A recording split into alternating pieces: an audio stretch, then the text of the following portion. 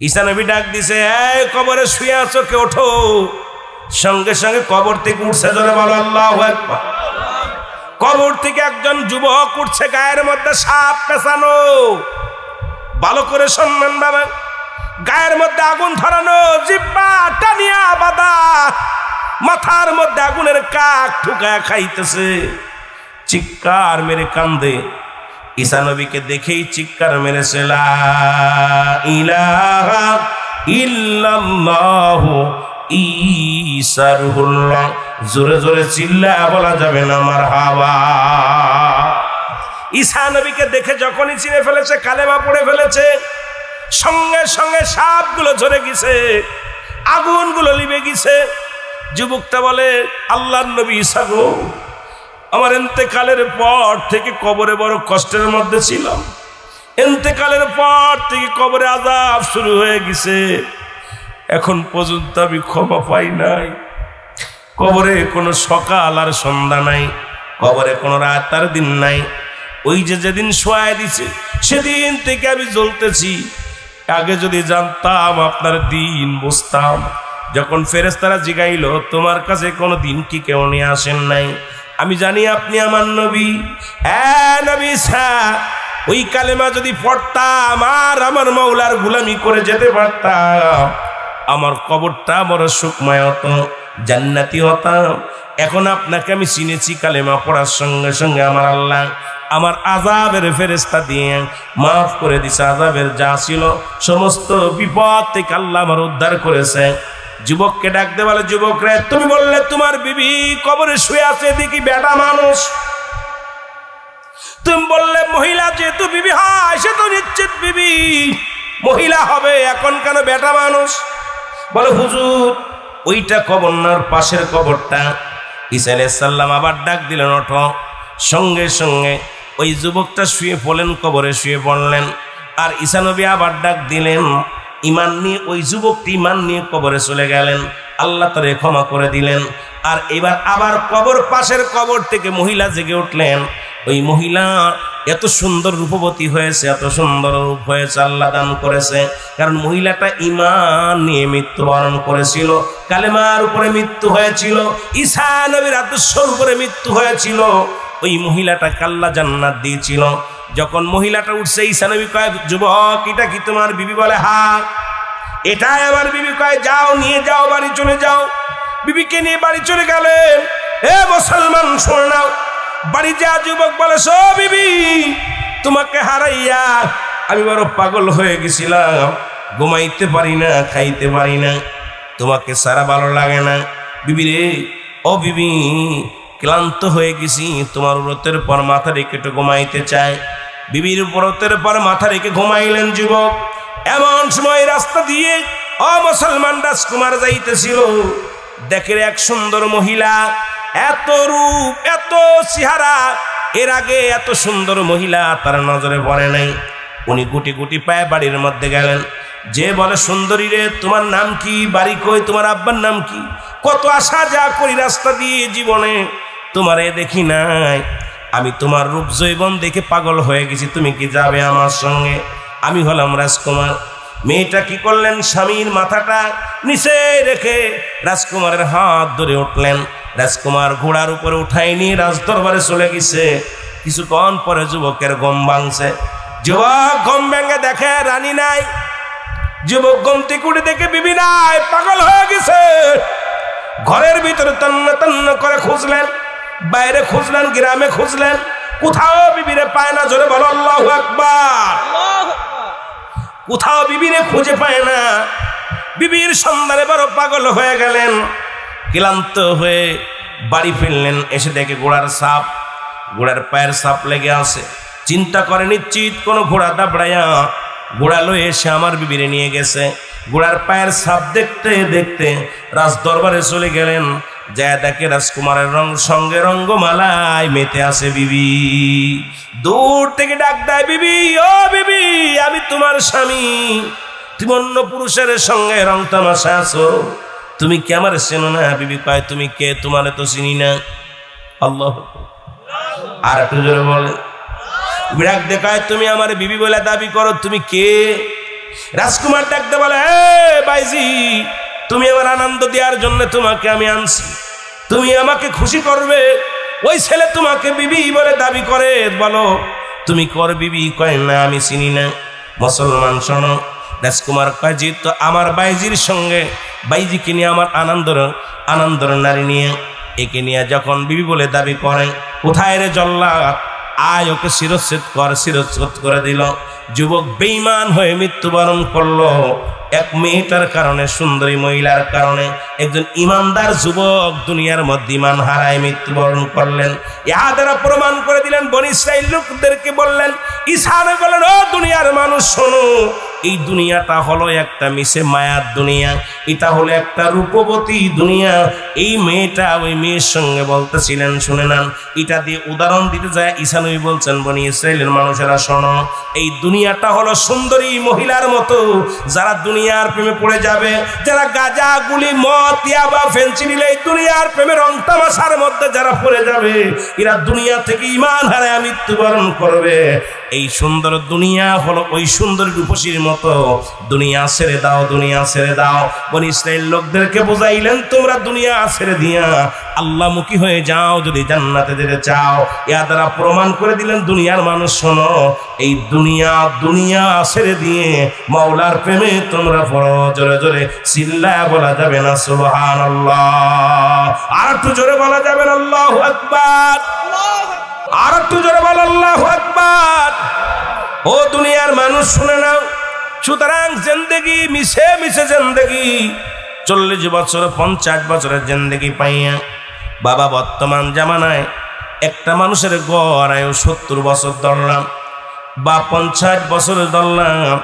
এই 60 বছরের জিন্দেগির মধ্যে মুসলমান 30 বছর যায় ঘুমের মধ্যে। কয় বছর ঘুমায়? 60 বছরের 30 বছর যায় ঘুমের মধ্যে। কয় বছর? জোরে বলেন, কয় বছর? 30 বছর ঘুমের মধ্যে চলে যায়। থাকলো কত বছর? 30 বছর। এই 30 বছরের বাল্যকাল চলে যায় 10 বছর। কয় বছর? 10 বছরে চলে যায়। থাকলো কত? 20 বছরের মুসলমান শুনে নাও, যৌবনকাল চলে যায় 10 বছর। থাকলো আর 10 বছর। এই 10 বছরের 5 বছর চলে যায় বিবি বাচ্চা সন্তান নিয়ে। থাকলো আর মাত্র 5 বছর। দেখা যায় আপনার এই 60 বছরের জিন্দেগি 5টা বছরও আমার আল্লাহর গোলামি করতে পারেন নাই। হিসাব করে মিলায়া দেখেন, আপনার সব জিন্দেগি আপনার জন্য আমার মওলারে কয়টা মিনিট দিছেন, কয়টা ঘন্টা দিছেন?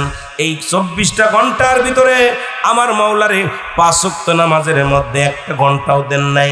কারণ এই 24 ঘন্টার আপনার 23 ঘন্টা আপনার আমার আল্লাহর 1টা ঘন্টা। এটাও দিতে যদি না পারি, আমার আল্লাহ কেমনে আমারে মাফ করবে? আল্লাহ আমার আপনার জন্য প্রস্তুতি রাখছে জাহান্নাম। আল্লাহ বলো,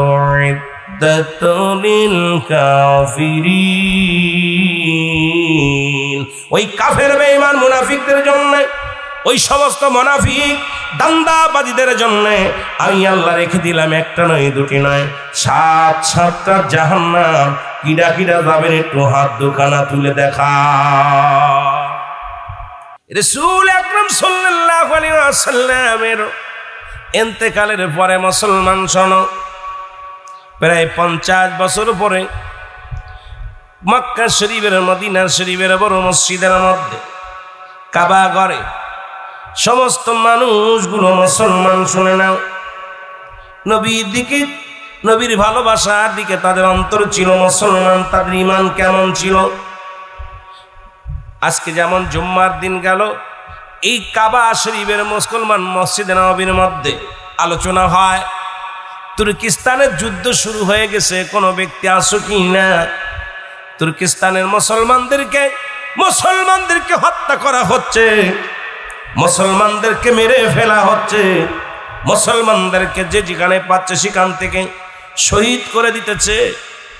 এই আলোচনা ইমাম সাহেব বললেন, ও নবীর প্রেমিকেরা, তোমরা কেউ কি আছো ওই তুর্কিস্তানের মুসলমানদের বাঁচানোর জন্য, তুর্কিস্তানের মুসলমানদেরকে পাশে দাঁড়ানোর মতো এমন কোনো ব্যক্তি আছো কি না? যদি থাকো তোমরা ঝাঁপিয়ে পড়ো ময়দানে, কারণ তুর্কিস্তানের মুসলমানেরা অনেক কষ্টের মধ্যে আছে। ওই মজলিসে ছিলেন হযরত ফারুক, আল্লাহু আকবার বলেন, হযরত ফারুক বাড়ি এসে ডাকতে বলে, বিবি রে, শুনেছি তুর্কিস্তানের মুসলমানরা মার খায়, ইহুদিদের হাতে মার খায়, খ্রিস্টানদের হাতে মার খায়। বিবি রে, তুর্কিস্তানের মুসলমানেরা শাহাদাতের পেয়ালা পান করতেছে, কোরআনের পাখিগুলো ধরে ধরে জবাই করা হচ্ছে, কোরআনের পাখিগুলো ধরে ধরে তাদেরকে জীবিত পোড়ায় মারা হচ্ছে। বিবি রে, আমি যাব তুর্কিস্তানের যুদ্ধের ময়দানে যাব। ফারুকের বিবি ডাকতে বলে, স্বামী আপনি যাবেন তুর্কিস্তানের যুদ্ধের ময়দানে যাবেন, সবেমাত্র আমাদের বিবাহ হলো, সবেমাত্র নতুন বিবাহ হলো, 3 মাস বা 4 মাস আমাদের বিবাহ হলো। এখন আপনি চলে গেলে আমার কে দেখবে? আপনি যে চলে যান যুদ্ধের ময়দানে, আমি কোথায় যাব? কার কাছে যে দাঁড়াইব? আমার তো কেউ নাই, আপনি ছাড়া কেউ নাই। হযরত ফারুক ডাকতে বলে, বিবি রে, শরীরা আমার দিন ইসলাম, আমার মুসলমান ভাইরা শাহাদাতের পেয়ালা পান করে। বিবি ডাকতে বলে, স্বামী নতুন বিবাহ আছে, এখন চলে গেলে কে দেখবে আমারই? বলে, এই নাও 4000 দিনার নাও, এই 4000 দিনার আমি রেখে গেলাম তোমার কাছে, আর তোমার গর্ভে আমার সন্তান, মাত্র 2 মাসের সন্তান। বিবি রে, জানি না ছেলে হবে কি মেয়ে হবে, যদি তোমার কাছে আমি দাবি করি আমি মাত্র 6 মাস পরে যুদ্ধ থেকে ফিরে আসবো, যদি বেঁচে থাকি 6 মাস যুদ্ধ হবে। বিবি, তুর্কিস্তানের মুসলমানেরা যদি বিজয় অর্জন করে আর আমি যদি বেঁচে থাকি তোমার সঙ্গে দেখা হবে, আর যদি মারা যায় আমার আর তোমার দেখা হবে কিয়ামতের ময়দানে। বিবি, ও বিবি, যাবার আগে আমার যে এই যে 4000 দিনার আছে এটা তোমাকে আমি দিয়ে গেলাম। আর একটা কথা বলে যায়, যদি আমার ছেলে হয় তাকে তুমি বড় আলেম বানাবা, এই জামানার বড় আলেম বানাইবা, তোমার কাছে আমার দাবি। আর যদি মেয়ে হয় তাকে ইসলামী আদর্শের মধ্যে গড়ে উঠাইবা, পর্দার মধ্যে রাখবা, একটা নামাজি আল্লাহওয়ালা ছেলে দিয়ে বিবাহ দিয়ে দিবা, এইটা আমি তোমার কাছে দাবি করে যাই। বিবি রে, আমি যাব যুদ্ধের ময়দানে যাব বলে চলে যাওয়ার জন্য রওনা হয়ে গেলেন। হযরত ফারুকের সমস্ত যুদ্ধের সমাগম সব গোছায়া দিলেন। বিবি চোখের পানি ছেড়ে কান্দে, আর বিবি কয়, স্বামী আপনি যাবেন যুদ্ধের ময়দানে, বাড়ি আমি কেমন একা থাকবো? কান্দা চোখের পানি পড়ে, আর যুদ্ধের সমস্ত কিছু গোছায়া দিলেন।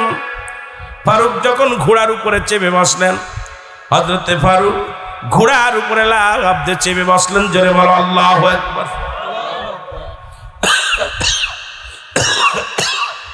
ঘোড়ার উপরে চেপে বসলেন।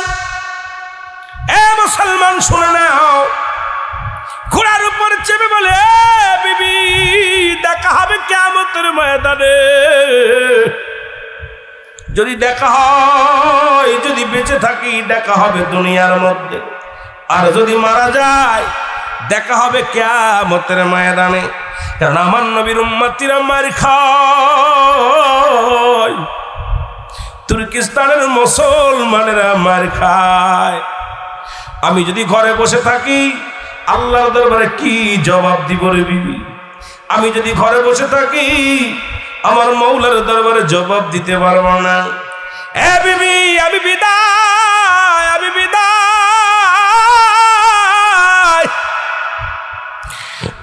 বলে ঘোড়ার লাগাম টেনে তোমার ঘোড়ার লাগাম টেনে দৌড়াইতে লাগলেন। বিবি তাকাইয়া তাকাইয়া দেখতে লাগলেন, স্বামী এত জোরে ঘোড়া ছাড়লেন, একবারও পিছন দিকে তাকাইলেন না। কারণ পিছন দিকে তাকাইলে বিবির প্রতি মায়া হয়ে যাবে। সুন্দরী বিবি রেখে যদি আমি দুনিয়ার মধ্যে বিবির প্রেমে পড়ে যাই, আমার রাসূলুল্লাহর উম্মতিরা মার খায়, আমি ফারুক জবাব দেব কি রাসূলের আদালতে গো? আমি ফারুক কি জবাব দিব আমার আল্লাহর দরবারে? আমি যাব, দুনিয়ার কোনো মায়া আমার ঠেকাইতে পারবে না বলে রওনা হয়ে গেলেন হযরতে ফারুক। আমার বাবারা, আমার গভীর মনোযোগ, চলে গেলেন। বিবি এদিকে পথের দিকে তাকায় রইলেন। 1 মাস গেল, 2 মাস গেল, 3 মাস গেল, 4 মাস গেল, 5 মাস চলে গেল, 6 মাস হয়ে গেল। 6 মাস যখন পূর্ণ হয়ে গেল, বিবি পথের দিকে তাকা আছে, স্বামী কখন ফিরে আসবে, কবে ফিরে আসবে। যত মানুষ গিয়েছিলেন অনেকেই ফিরে আসলেন। সবার কাছে যে শোনেন, তোমরা কি আমার স্বামীর দেখেছ? ও ভাই, আমার স্বামীর দেখেছ? কেউ বলে না। 6 মাস পার হয়ে গেল, স্বামী ফিরে আসলো না। বছর চলে গেল, স্বামী ফিরে আসলো না। 2 বছর ফিরে গেল, স্বামী ফিরে আসলো না।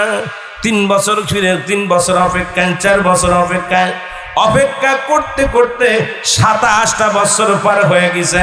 জোরে জোরে চিল্লা বলা যাবে না আল্লাহু আকবার। কয় বছর? 27 বছর পার হয়ে গেছে। ফারুক আর ফিরে আসেন নাই। 27 বছর যুদ্ধে যাইয়া মুসলমান ধরা পড়েছিল, যুদ্ধে যাইয়া আটটা পড়েছিল, জেলখানায় কাটাইতেছে। 27 বছর পরে হযরত ফারুক উনি দেশের জন্য রওনা হয়ে গেছে। এদিকে তার বিবি বুড়া হয়ে গেছে, তার বন্ধু বান্ধব সবাই তো বুড়া হয়ে গেছে। যখন উনি গিয়েছিল তখন হযরত ফারুক মুসলমান, তার বয়স তখন এইরকম আমাদের মতো 40 বা বয়স, 30 বা 40 বছর বয়স ফারুকের। এদিকে 27 বছর ফিরে আসছে, বুড়া হয়ে গেছে রে মুসলমান। এদিকে জেলখানা থেকে সারা পাপার চিন্তা করে, আল্লাহ, না জানি আমার বিবি বেঁচে আছে, না জানি বিবি দুনিয়া থেকে মারা গেছে, না জানি বিবি অন্যের ঘর করতেছে, না জানি আমার ছেলে হয়েছে, না জানি আমার মেয়ে হয়েছে, না জানি কি অবস্থায় আছে, আমারে কি চিনবে? এই কথা বলিয়া বাড়ি আসলেন।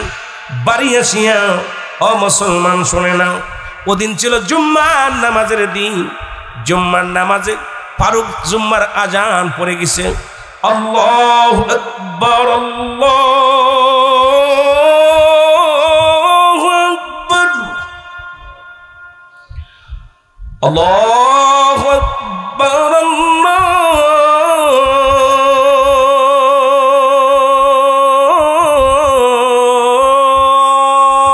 আকবার। আজান সব কাজ সবাই ছেড়ে দিয়ে মসজিদের দিকে রওনা হয়েছে। ফারুক সঙ্গে সঙ্গে দৌড়ে গেলেন, মসজিদের ভিতরে গেলেন। মসজিদে যাতে কোন ওই মসজিদের খতিব মুসলমান, নাম হলো হযরত রাবিয়া। রাবিয়া আলাইহিস সালাম। জোরে জোরে চিল্লা বলা যাবে না আল্লাহু আকবার।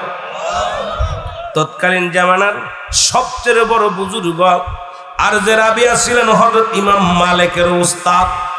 কথাগুলো একটু বলে যায়, দিলের কান্ডা লাগায় শোনেন মুসলমান, শোনে না। উনি খুতবা পাঠ করে, পিছনে বসে আছে হযরত ফারুক। সন্তান যে ছেলে রেখে গিয়েছিলেন বিবির গর্ভে রে, সেই ছেলে খুতবা পড়ে, কিন্তু বাবা পাওয়া সন্তানের পরিচয় নাই। ফারুক আলোচনা করে, আলোচনা শোনে। এমন সময় নামাজ শেষ হয়ে গেল, দোয়া করে ইমাম মালিক সবাইকে নিয়ে রাবিয়া বসলেন, সবাইকে নিয়ে রাবিয়া আলাইহিস সালাম বসলেন। বসা পর ফারুক জিগায়, যিনি খুতবা দিলেন, যিনি নামাজ পড়াইলেন, ইনি কে গো, তোমরা চেনো কি না? তোমার বাড়ি কই? আমার বাড়ি এই এলাকায়। বলে তুমি চেনো না? বর্তমান জামানার বড় সাধক, বর্তমান বড় আলেম, ওনার নাম হলো হযরত রাবিয়া। উনি হলো ইমাম মালিকের উস্তাদ। উনি বর্তমান এই জামানার মধ্যে বড় উস্তাদ, বড় আলেম। জোরে জোরে চিল্লায় বলো সুবহানাল্লাহ। ফারুকের চেহারার সঙ্গে কিছু চেহারা মিল আছে। ফারুক মনে মনে কয়, আমার আল্লাহ, আজ যদি আমার ছেলে হতো, হয়তো আমার ছেলেই ইমাম সাহেবের মতো হতো, ইমাম সাহেবের মতো হতো, এত বড় আলেম হতো। শুধু শুধু আবার বলে, আল্লাহ, শুধু শুধু কি কল্পনা করি, না জানি আমার মেয়ে হয়েছে, না জানি আমার ছেলে হয়েছে, না জানি বিবি আছে। চিন্তা করিয়া হযরতে ফারুক বিবির খোঁজে পাগল হয়ে গেলেন। বাড়িটাও চেনে না, কারণ যে বাড়ি রেখে গিয়েছিল সেই বাড়ি এমন ভাবে মুসলমান চারিদিকে প্রাচীর করা। মুসলমান বাবারা শোনো, এখানে ঢুকবে কেমন করে? ফারুক বিবি বাচ্চাকে খুঁজতে খুঁজতে কোথাও খোঁজার জায়গা নাই। হঠাৎ এই জায়গা ঠিকানাটা ওনার ঘরের ঠিকানাটা ওনার মনে এসে গেল। ওখানে যায় দেখে প্রাচীর করা, ঘোড়াটার লাগাম ধরে ভিতরে প্রবেশ করলেন। আর ওই দিন রাবেয়া তসবিহ পড়তেছে ঘরের মধ্যে বইয়া, দাই নামাজে বসিয়া হযরত রাবেয়া আলাইহিস সালাম উনি বইয়া বইয়া তসবিহ পড়তেছে। যখন ভিতরে একজন অচেনা পুরুষ প্রবেশ করেছে, সঙ্গে সঙ্গে যাইয়া রাবেয়া তারে ধরে ফেলেছে, হাত ধরে ফেলেছে। ধরে বলে, তুমি কে? বলে, আমি ফারুক। বলে, কেন এ বাড়িতে আসছো? তুমি চুরি করতে এসেছো? বলে, না, চুরি করতে আসি নাই বাবা, আমি আমার বাড়িতে খুঁজতেছি। এই বাড়িটা কার? কয়, বাড়িটা আমার। বলে, বাবা, আমি মনে করেছি বাড়িটা আমার। কয়, না, তুমি চুরি করতে এসেছ। ও মুসলমান। ফারুক বলে, না, আমি চুরি করতে আসি নাই। দুজনের ভিতরে কথা কাটাকাটি হয়। বলে, কথা কাটাকাটি হয়, মুসলমান শুনে না গো। ফারুক বলে, আমি মনে করেছিলাম এই বাড়িটা আমার। আমার বিবি ছিল, সেই বিবি কোথায় গেছে আমি খুঁজে পাই না।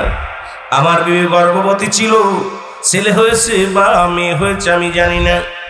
আমি তাদের সন্ধানে ঘোরাঘুরি করি, খোঁজাখুঁজি করি, পাই না। ও মুসলমান, শুনে নাও, শুনে নাও। রাবিয়া কি বললেন? কোনো কৈফিয়ত চলবে না, সকাল হবে কাজীর দরবারে যেতে হবে। আর ওই জামানার কাজী ছিল ইমাম মালিক। মুসলমান শুনে রাবিয়ার ছাত্র, উনি ছিলেন তৎকালীন জামানার কাজী। উনি বিচারক। মুসলমান শোনো, সকাল ফজরের আযান হলো, নামাজ শেষ করিয়া হযরতে ফারুক চলে গেলেন, খবর দিলেন ইমাম মালিকের, কোথায় আপনারা আসেন, চোখ ধরেছি। এবার ইমাম মালিক বাড়ির ভিতরে আসলেন। ইমাম মালিক দেখলো, বলল মুরব্বীকে দিকে, বলে, মুরব্বী রে, তোমাকেও দেখলাম গতকালকে ওই মসজিদে নামাজ শেষে বসেছিলা, আমার জিগাই লাইনি কে? এই যে জিগানো পর আজকে তুমি এই বাড়িতে চুরি করতে এসেছো? বলে, না, চুরি করতে আসি নাই। আমার কথা শোনেন। বলে, কি বলতে চাও বলো। আমার বিবির নামে আমি যখন শুনেছিলাম এই মসজিদের মধ্যে ইমাম সাহেব আলোচনা করতেছিল, তুর্কিস্তানে মুসলমানেরা মার খায়, তুর্কিস্তানে মুসলমানেরা চাহাতের পেয়ালা পান করতেছে রে। মুসলমান হাফেজ কোরআনের পাখিগুলো হত্যা করা হচ্ছে। আমি ওই কথা শুনিয়া যুদ্ধের ময়দানে যাই। তখন আমার বিবি মাত্র 3 থেকে 4 মাস গর্ভবতী। আমার বিবির গর্ভে তখন সন্তান ছিল আমার বিবির নামেই। এই কথাগুলো যখন পরিচয় দেয় ভিতর থেকে, রাবিয়ার মা শুনতে পায় রে। দৌড়ে এসে রাবিয়াকে ধাক্কা দিয়ে সরা বলে, বাবা রে, যে লোকটাকে তুমি ধরেছ। সঙ্গে সঙ্গে মুসলমান বিবি সামনে হাজির হয়ে গেলেন। রাবিয়া কয়, মা, তুমি চেনো না, জানো না, এই পুরুষটাকে বাঁচানোর জন্য তুমি কেন আগাইলা? বাবা, এই পুরুষ কোনো সাধারণ পুরুষ নয়। এই পর আমি জীবনে কোনোদিন 27টা বছর কোনো পুরুষের সামনে যাই নাই। আজকে বাধ্য হয়েছি যার জন্য, যাকে তুমি চোর বলিয়া ধরে রাখছো, যার তুমি বিচার করবো বাবা, তিনি আর কেউ নয়, তিনি তোমার জন্মদাতা পিতা। জোরে জোরে চিল্লা বলা যাবে না সুবহানাল্লাহ।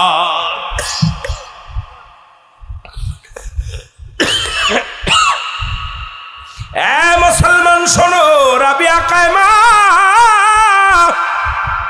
তুমি বলেছ আমার বাবা ইন্তেকাল করেছে, আমার বাবা মারা গেছে। মা বলে, না রে রাবিয়া, মরে নাই। কারণ 27 বছর আগে তোমার বাবা আমার রেখে গিয়েছিল যুদ্ধের ময়দানে। 1 বছর, 2 বছর, 3 বছর করে দীর্ঘ 27টা বছর পার করে দিছি। যখন ফিরে আসে নাই, মনে করেছি আর দুনিয়ার মধ্যে স্বামী নাই, দুনিয়ার মধ্যে স্বামী বেঁচে নাই। এই জন্য তোমাকে বলেছিলাম বাবা মারা গেছে। বাবারে, ইনি তোমার বাবা। হযরত রাবিয়া বাবার পায়ের মধ্যে পড়ে গেল, বাবার পায়ের মধ্যে পড়ে গেল, পায়ের মধ্যে পড়িয়া কান্দে, বাবা তুমি আমার মাফ করে দাও, মানে তুমি মাফ করে দাও। রাবেও কান্দে, হযরতে ফারুক কান্দে, চোখের পানিগুলো ফেলে ফেলে কান্দে। হযরতে ফারুক বলে, বাবা আমার আল্লাহ আমার ফরিয়াদ কবুল করেছে, আজকে আমি খুশি। আমার চাইতে পৃথিবীর মধ্যে আর খুশি কেউ হতে পারে নাই, কারণ আমি যুদ্ধের ময়দানে গিয়েছিলাম তোমার মায়ের গর্ভে তোমাকে রেখে।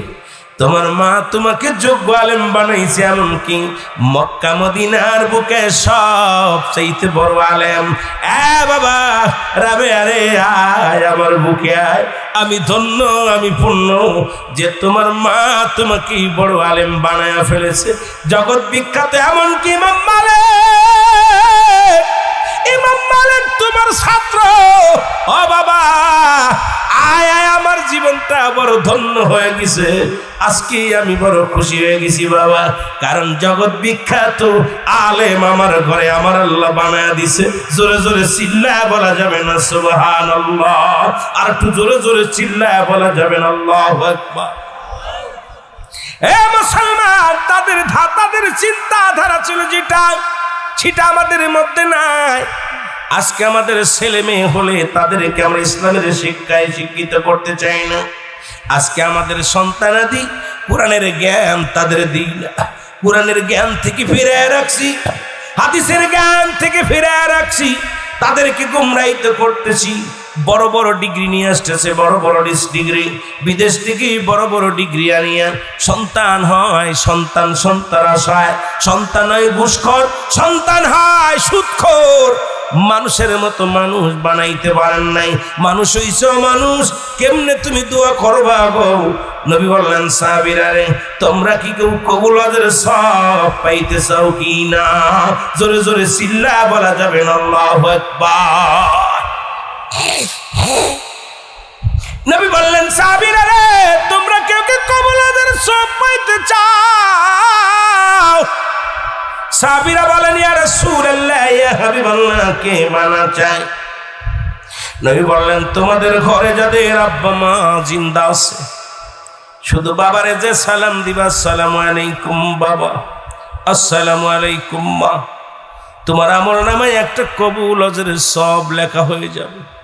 সুবহানাল্লাহ কইতে আরো জোরে।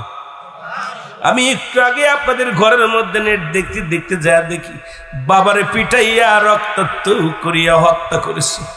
বড় কষ্ট হলো রে মুসলমান, দেখে বড় কোথায় শোনো রে, নবীর সাহাবীরা কান্দে রে, নবীর সাহাবীরা গুটি গুটি পায়ে উঠে হাঁটা দিলেন এবং কাঁদতে লাগলেন। নবী বলে, সাহাবীরা রে, তোমরা কেন কান্দো? সাহাবীরা বলে, ইয়া রাসূলুল্লাহ, ইয়া হাবিবাল্লাহ, এই ওয়াজটা যদি আগে শুনতাম, 2 মাস আগে বাবা মারা গেছে, 1 মাস আগে মা মারা গেছে, 15 দিন আগে বাবা মা মারা গেছে, আমরা আব্বা মা হারায়া ফেলেছি, এত বড় আমল থেকে বঞ্চিত হয়ে গেছি। ইয়া রাসূলুল্লাহ, ইয়া হাবিবাল্লাহ, আজ তো আমাদের ধরার মাঝে বাবা নাই মা নাই, এই আমল থেকে আমরা দূরে সরে গেলাম। নবী কয়, সাহাবীরা রে, তোমরা শুধু কান্দো, তোমরা কি জানো না আমি এতিম? আমি নবী এমন এতিম রে, আমি যখন 6 মাস আমি আমার মায়ের গর্ভে, আমার মায়ের গর্ভে যখন আমার বাবা দুনিয়া থেকে বিদায় হয়ে যায় রে, যখন আমার বয়স 6 বছর বয়স, বাবা দুনিয়া থেকে বিদায় হয়ে যায়, 6 বছর যখন 7 মাস বয়স দাদা আব্দুল মুত্তালিব বিদায় হয়ে যায়, আমার মতো এতিম পৃথিবীর মধ্যে আর কেউ নেই।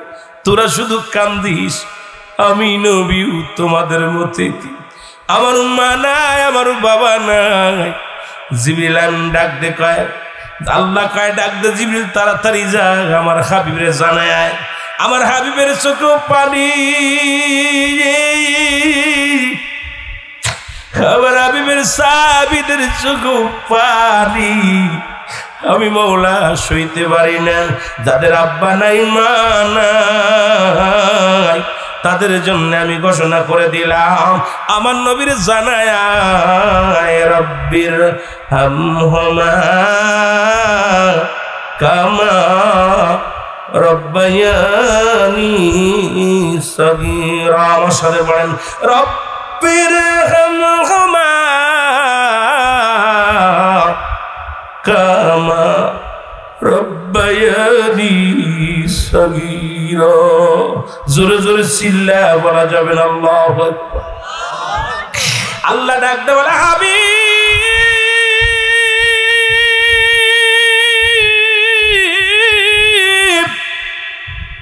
আপনি ওদের জানা দেন ওরা যদি আপনি কান্দে আমার রব আমার প্রতিপালক আমার আল্লাহ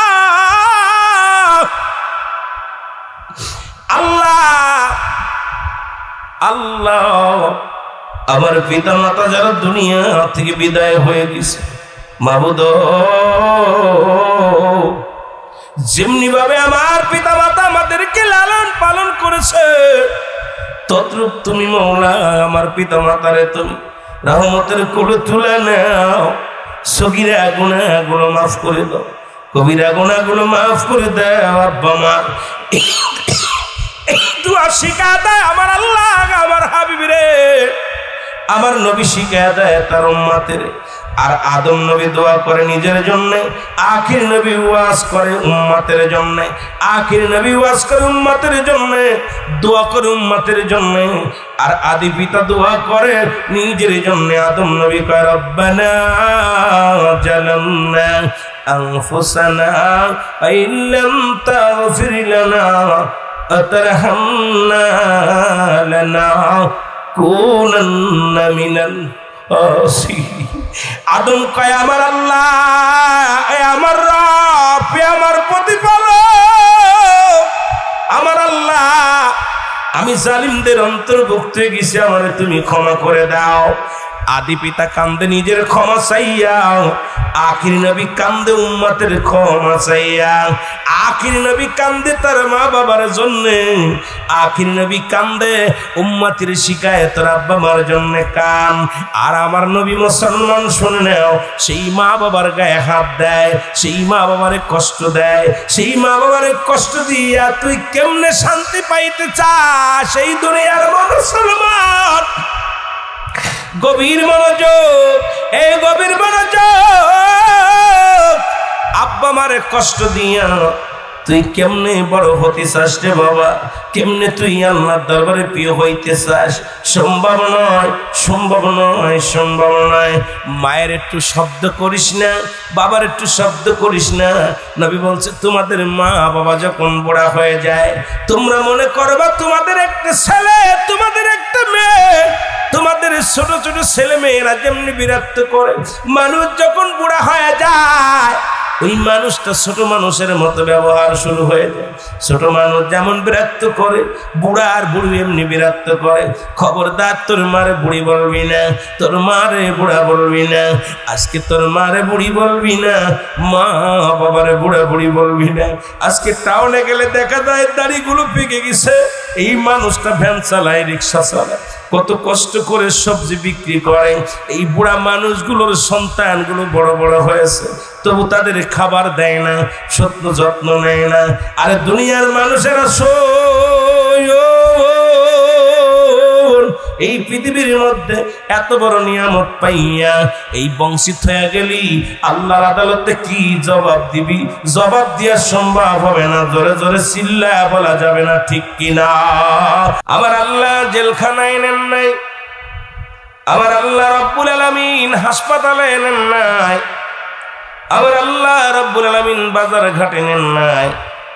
রিয়াজুল জান্নাহ বেহেশতের বাগান, এই কবরবাসীদের স্মরণে যে দেশে গেলে মানুষের বিচার হয়, যে দেশে গেলে মানুষের হিসাব হয়, সেই দেশের মাহফিল ওসিলা করে আজকের এই জান্নাতের বাগানে বসার মতো সুযোগ আল্লাহ দান করলো। আল্লাহর দরবারে উচ্চ কণ্ঠে আওয়াজ দ্বারা একবার চিল্লায়া বলেন আলহামদুলিল্লাহ। এ দুনিয়ার মুসলমান গভীর মনোযোগ। বান্দা যখন রিয়াজুল জান্নাহ বেহেশতের বাগানের উদ্দেশ্যে বাড়ি থেকে রওনা হয়ে গেছে, প্রতিটা কদমে কদমে আমার আল্লাহ সগীরা গুনাহগুলো মাফ করে দিছে। কি গুনাহ? জোরে বলা যাবে না কি গুনাহ? সগীরা গুনাহগুলো মাফ করে দিছে। ও বান্দা, আমরা শুধু সগীরা গুনাহ করি নাই, পদে পদে করছি কবিরা গুনাহ।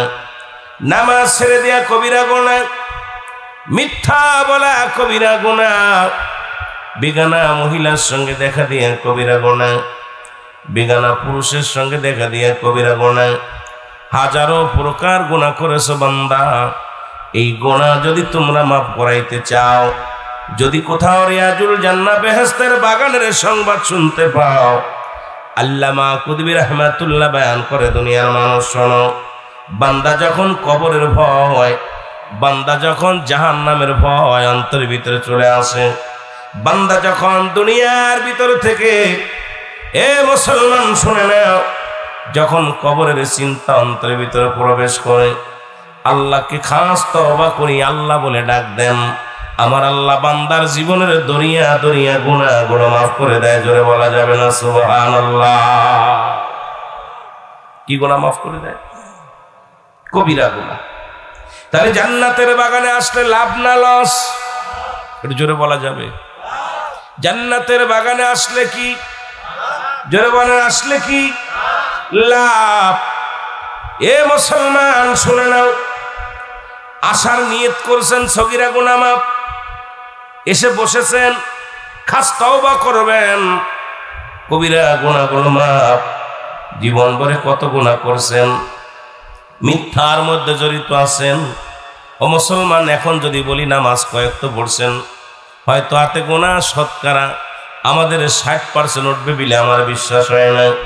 কারণ নামাজ অলসতা করি, আমরা শরীয়তের বিধান মানি না, বেগানা মহিলার সঙ্গে সঙ্গ দিই, বেগানা মহিলার চেহারা দেখি, বেগানা পুরুষের চেহারা দেখি, এত গুনাহ করেছি। গুনাহ মাপের একটা উত্তম জায়গা হলো জান্নাতের বাগান। আর এই জান্নাতের বাগানে আসার কারণে, এখানে বসার কারণে, তওবার কারণে যদি আল্লাহ গুনাহ মাফ করে দেন, আপনার আমার জীবনটা বড় ধন্য হয়ে যাবে। জোরে বলা যাবে না সুবহানাল্লাহ? এ দুনিয়ার মানুষ শুনে নাও, পৃথিবীর মধ্যে আসার একটা সিরিয়াল আছে, যার কোনো সিরিয়াল নাই। আসেনি? কথা বলেন, যার কোনো সিরিয়াল নাই। দেখা যায় বাবা জিন্দা, দাদা দুনিয়ার মধ্যে নাই, সন্তান জিন্দা, বাবা নাই। সন্তানের লাশ বাবার কাঁধে, বাবা আল্লাহ সন্তানের কাঁধে। এই দুনিয়ার মধ্যে লাশ বহনকারী ব্যক্তি জানে ওই বাবা লাশটা কত বাড়ি। মুসলমান, যখন আজকের প্রধান অতিথি আলহাজ জনাব নজরুল ইসলাম খান সাহেব বলতেছিল, গ্রামে থাকি না, ব্যবসার কাজে বাইরে, গোরস্থান উন্নয়ন প্রকল্পের মাহফিলে হাজির হয়েছেন প্রধান অতিথি হইয়া। কত মানুষ দুনিয়া থেকে চলে গেছে। এ দুনিয়ার মুসলমান,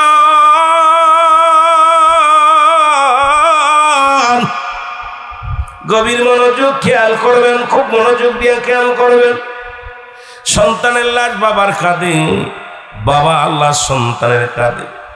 আজকে দাদা বেঁচে আছে, নাতি নাই। এই দুনিয়া থেকে কখন যেন বিদায় হয়ে যায় কেউ বলতে পারি না। মরণের পেয়ালা পান কর্তব্যের মধ্যে কোনো সন্দেহ নাই। অমুসলমান মানুষের মৃত্যু হয় দুইটা টাইমে, একটা হলো রাতের বেলা, একটা হলো দিনের বেলা। কয়টা টাইমে মরণ হয় মানুষের? জোরে বলেন, কয়টা টাইমে মরণ হয়? দুইটা টাইমে মরণ হয়, একটা হলো রাতের বেলা, একটা হলো দিনের বেলা। বান্দারে দিন শুরু করেছে আমার আল্লাহ নামাজ দিয়া, রাত শুরু করেছে আমার আল্লাহ নামাজ দিয়া। ও মুসলমান, শুই না নাও, শুই না নাও। এর বান্দা, এর রাতের শুরু মাগরিব, দিনের শুরু ফজর। ও বান্দা, দিনে 2 রাকাত সুন্নাত নামাজ তুমি আদায় করলা। বান্দা, তুমি হয়ে গেলে আমার রাসূলের প্রেমিক। 2 রাকাত ফরজ নামাজ তুমি আদায় করলা, সঙ্গে সঙ্গে তুমি হয়ে গেলে আমার আল্লাহর গোলাম। এখন যদি দিনের মধ্যে মৃত্যু হয়, তোমার মৃত্যুটা হবে আমার নবীর প্রেমিক, আল্লাহর গোলাম। এখন নবীরে ভালোবাসো, কায় সুন্নাত তরিকায় চলি, নবীরে ভালোবাসি বলে আমি মুসলমান। তোমার নবীর নাম কি? রাহমাতুল লিল আলামিন। অথচ নবীর অনুসরণ অনুকরণ করলাম না। সকালবেলা দাড়ি চাষলাম, বিকেল বেলা দাড়ি চাষলাম, দাড়ির মধ্যে খুর লাগাইয়া বলি নবীর আশিক বলে পরিচয় লাগাইয়া দিলাম। আশিক নবীর আশিক বলিয়া পরিচয় দিই, দাড়ির মধ্যে সব সময় লাগাইলাম কি মুসলমান চাকু।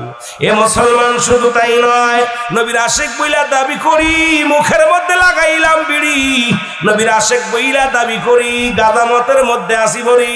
ও মুসলমান শুনে নাও, নবীর আশিক যদি হইতে হয়, নবীর সুন্নাত তরিকায় যদি চলতে হয়, নবীর আদর্শ অনুযায়ী যদি চলতে হয়, ওই নবীর আখলাক নবীর চরিত্র আমাদের মধ্যে আনার দরকার আছে কি না? প্রতিনিয়ত ওয়াজ হয়, বক্তার অভাব নাই, শ্রোতারও অভাব নাই। শ্রোতাও দেশে ভরপুর হয়ে গেছে, মাহফিলে গেলে শ্রোতাও পাওয়া যায়, বক্তাও পাওয়া যায়, রং বিরঙের ওয়াজ শোনা যায়, কিন্তু আমলের বড় অভাব। সরে বলেন ঠিক কিনা? বর্তমান জামানায় আমলের খুব অভাব। আমলদারি মানুষ জানাওয়ালার অভাব নাই, মানাওয়ালার অভাব। ঠিক কিনা? মানাওয়ালার অভাব।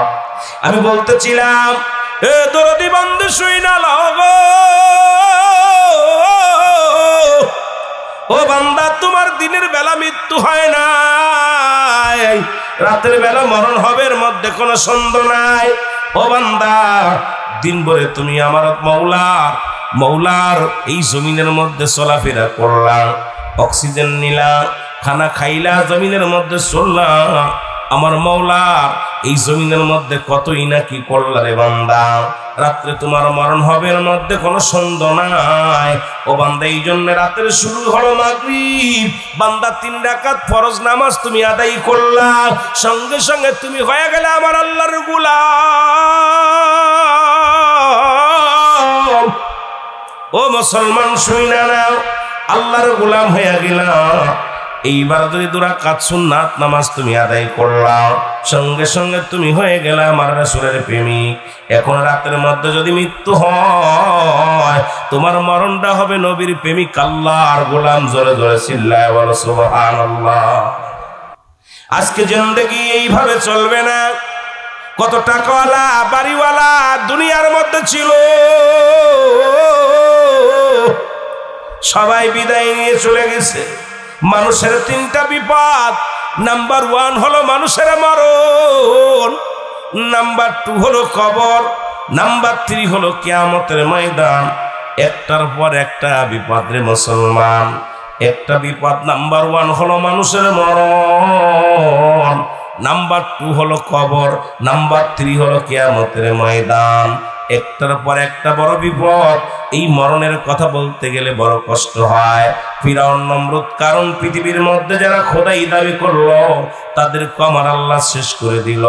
একমাত্র সৃষ্টিকর্তা যিনি স্রষ্টা, যার মরণ নাই, সৃষ্টির মরণ আছে। ঠিক কিনা? স্রষ্টার মৃত্যু নাই, সৃষ্টির মৃত্যু আছে রে বোন। ও মুসলমান শুইনা নাও, এই মরণের কথা বলতে যাইয়া আল্লামা মুফতি আমজাদ আলী সাহেব একটা কিতাব লিখছে। এই কিতাবের মধ্যে বয়ান করে, দুনিয়ার মানুষ শোনো, যখন কোনো সাধারণ মৃত্যু হয়, 70টা তাজা উটের গায়ের চামড়া জবাই না করিয়া উল্টো দিকে টান দিয়া লবণ আর মরিচ লাগা দিলে যতটুক যন্ত্রণা হয়, এর চাইতে 70 গুণ যন্ত্রণা হলো একটা সাধারণ মৃত্যু। এখন মরণকালে যারা পায়খানা করে দেয়, মরণকালে যারা প্রস্রাব করে দেয়, মরণকালে অনেকের জিহ্বা উঠ বড় হয়ে যায়, মরণকালে অনেকের চোখ দুটি বড় বড় হয়ে যায়, মরণ সময় অনেকের মুসলমানের টাঙ্গ পড়ে যায়, মরণের সময় কান্নাক দিয়া রক্ত বাইর হয়ে যায়। তাদের মৃত্যুটা কত কঠিন হয়, জোরে জোরে চিল্লায়া বলা যাবে না আল্লাহু আকবার। আল্লাহ কয়, বান্দা আমার আল্লাহর কথা হনো। আল্লাহ কয়, বান্দারে জমিনের মধ্যে যা কিছু আছে সব কিছু আমি আল্লাহ চূর্ণ বিচ্ছিন্ন করে দিব। বাবারা আমার খেয়াল রাখবেন, ও আমার দাদু ভাইয়েরা সবাই খেয়াল রাখবেন। আল্লাহ কয়, বান্দা এই জমিনের মধ্যে যা কিছু আছে সব কিছু আমি চূর্ণ বিচ্ছিন্ন করে দিব। তুমি জমিনের জন্য পাগল, তুমি অর্থের জন্য পাগল, জমির জন্য পাগল, রূপসী স্ত্রীর জন্য পাগল। আল্লাহ কি কয় শুনে নাও। আল্লাহ কয়, বান্দা এই জমিনে যত মাটি আছে সমস্ত মাটিগুলো পুড়ে আমি তামা বানায়া দিব। মাটিগুলো হবে কি? জোরে বলেন, মাটিগুলো হবে কি? মাটিগুলো পুড়ে হবে তামা। বান্দারে এই মাটিগুলো পুড়ে হয়ে যাবে তামা। মাটির মধ্যে যত পানি আছে পৃথিবীর মধ্যে 2 ভাগ 3 ভাগ পানি 1 ভাগ মাটি, এই 1 ভাগ মাটি পুড়ে তামা হয়ে যাবে। জমিনের মধ্যে যত পানি আছে সমস্ত পানিগুলো পুড়াইয়া আমার আল্লাহ ছাই বানাইয়া দিবে। ও মুন্সি সাহেব, মৌলানা সাহেব, আলেম সাহেব, ও নেতা, ও নেত্রী, শুনে নাও, আমার আল্লাহ রাব্বুল আলামিন জমিনের সব পানিগুলো পুড়াইয়া ছাই বানাইয়া দিবে। আল্লাহ কয় বান্দা যেদিন কিচ্ছু বলতে কিচ্ছু থাকবে না, সেদিন থাকবো শুধু আমি। কে থাকবে? আল্লাহ। জোরে বলেন, কে থাকবে? আল্লাহ। স্রষ্টা থাকবে, সৃষ্টি সব শেষ হয়ে যাবে। আমার আল্লাহর কুরআন, আল্লাহ কয় বান্দারে সব কিছু যেদিন চূর্ণ বিচ্ছিন্ন হয়ে যাবে, সেদিন থাকবো শুধু জন্য তুমি সুদ খাও, কার জন্য ঘুষ খাও, কার জন্য তুমি মানুষের সম্পদ লুণ্ঠন করো, কার জন্য দুনিয়া বাড়ি গাড়ি দুনিয়া পর্যন্ত কি কার জন্য করে গেলে রে মন। এই পৃথিবীর কিচ্ছু নেওয়া সম্ভব নয়, নিয়ে কেউ যেতে পারে নাই। মুসলমান শুনে নাও, শুনে নাও, কত রাজা কত বাদশা সবাই সুন্নাতে বিদায় নিয়ে গেছে। আপনার আমারও চলে যেতে হবে, এই দুনিয়ার কিছু নিয়ে যেতে পারবো না। জোরে বলেন ঠিক কিনা? সব কিছু শেষ করে দিবে কে? এই সুবহানাল্লাহ, আলহামদুলিল্লাহ, লা ইলাহা, আরো জোরে সুবহানাল্লাহ, লা ইলাহা, লা ইলাহা ইল্লাল্লাহ, লা ইলাহা, লা ইলাহা ইল্লাল্লাহ, লা ইলাহা মুহাম্মাদুর রাসূলুল্লাহ, লা ইলাহা। ভাইজানাম গার মনের বেদনা আইরে বুঝাইলে কেউ বোঝে না, আইরে শোনাইলে কেউ শোনেন না, গো শোনেন সাগে মদিনা, লা ইলাহা, আরো জোরে লা ইলাহা। এ দুনিয়ার মুসলমান, 3টা জিনিস কাজে লাগবে রে মরণের পরে। নাম্বার 1 হলো নেক আমল, 2 নাম্বার হলো মুসলমান সদকায়ে জারিয়া, 3 নাম্বার হলো নেককার সন্তান। এমন সন্তান রেখে গেছেন ওই কবরের পাশে বছরে একদিন যাবে না, মৃত্যুর পর